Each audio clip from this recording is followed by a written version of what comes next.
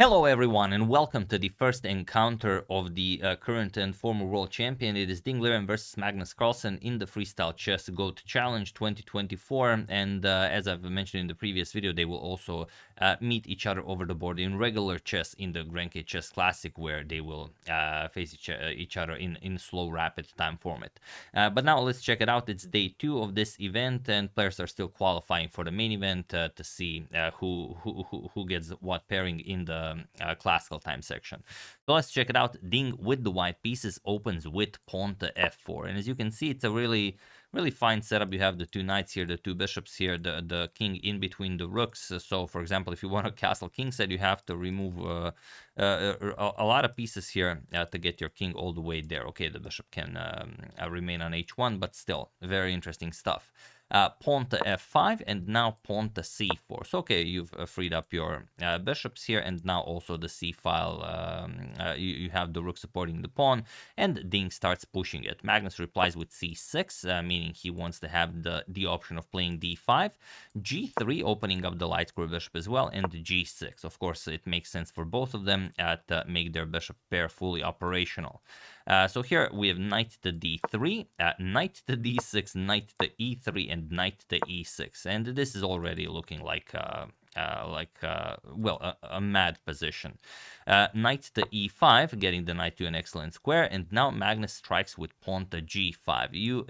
If you want to go knight to e4, like Ding put his knight on e5, you should do it right away, because now, after pawn to g5, the f5 pawn is no longer defended, so Ding can easily undermine this pawn by playing pawn to c5, which he does right away. So pawn to c5, we have g captures on f4 with an attack on the e3 knight, g captures, and now knight captures on f4, pawn to d4, Ding trying to stifle Magnus's queenside, and now knight to f7, going after the knight on e5, knight captures on f7, bishop captures, and knight captures on f5, recollecting material.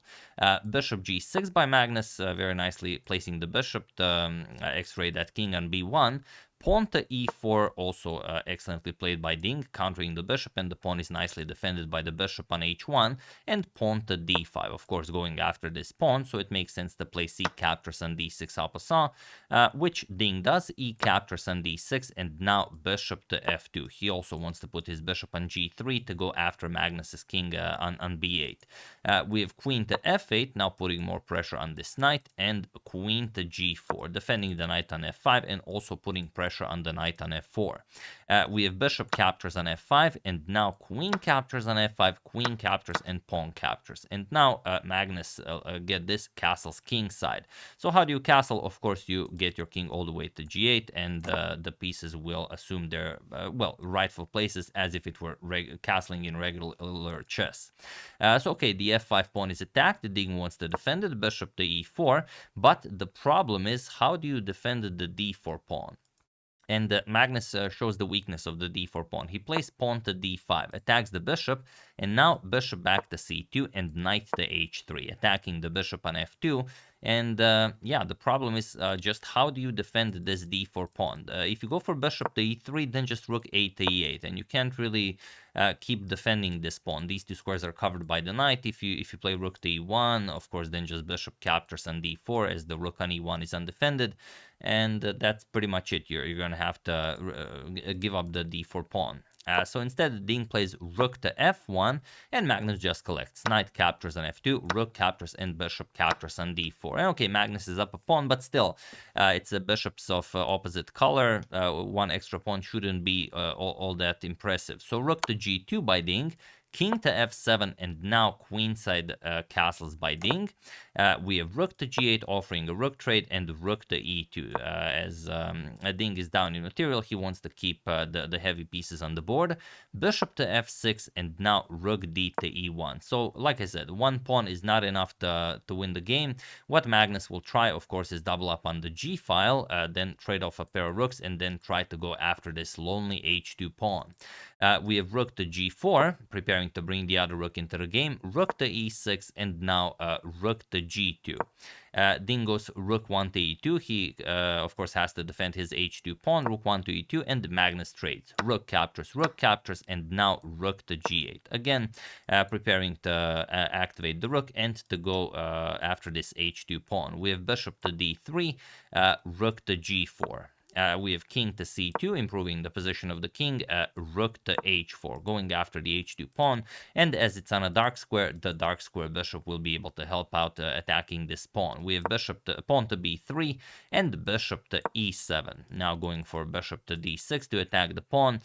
Ding played rook to f2, but now Magnus just played bishop to c5, and he was in this position on move 32 that Ding Liren resigned the game, as there is nothing more to be done here. The problem is there's just no good way to defend this pawn. Once you move the rook, bishop to d6 will be played, and that's it. There's no more way for you to defend. Once the pawn is captured, you're just going to be up 2 pawns, and 2 pawns, of course, is enough to win, and very easy for Magnus.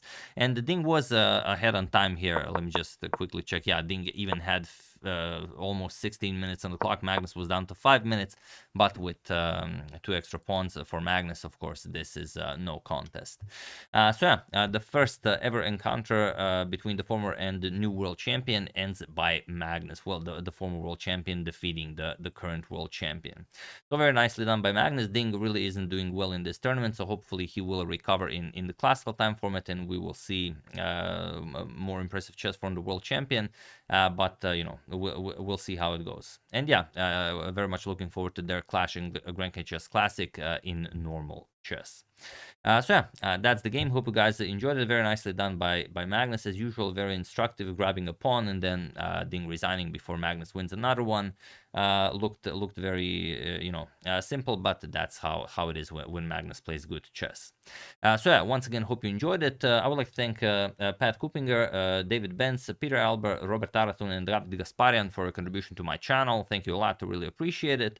As usual, you can check 2 of my previous videos here. Thank you all for watching, and I will see you soon, continuing to check up on your wonderful suggestions and whatever else happens in the chess world. So thank you all. I will see you soon, and have an excellent rest of your day. And if you have any game that you would really like to see, use hashtag suggestion, and I will definitely look into it and go over it. So thank you all. I will see you soon, and have an excellent rest of your day.